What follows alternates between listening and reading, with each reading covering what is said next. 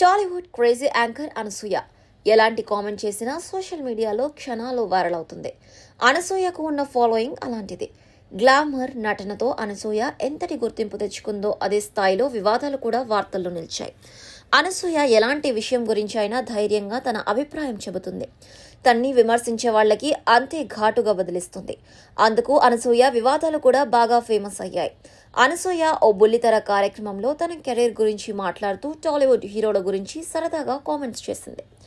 ఈ క్రమంలో ఓ స్టార్ హీరోతో డేటింగ్ గురించి అనసూయ చేసిన వ్యాఖ్యలు వైరల్ అవుతున్నాయి. యాంకర్ రవి శ్రీముఖి ఆ టీవీ షోని పోస్ట్ చేశారు.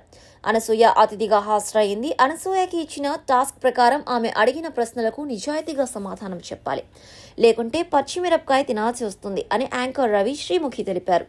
అనసూయ ఛాలెంజ్ ని యాక్సెప్ట్ చేసింది. రవి ప్రశ్నిస్తూ, మీకు ఒకవేళ పెళ్లి కాకుంటే టాలీవుడ్ లో ఏ హీరోతో డేటింగ్ చేసేవాళ్ళు అని ప్రశ్నించారు. దీనికి అనసూయ ఏమాత్రం ఆలోచించకుండా రామ్ చరణ్ అని సమాధానం ఇచ్చింది.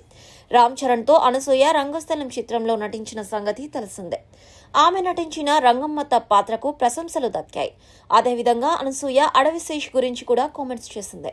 అడవిశేష్ షూటింగ్ లొకేషన్ లో మిలిటరీ ఆఫీసర్ లాగా స్ట్రిక్ట్ గా ఉంటారు.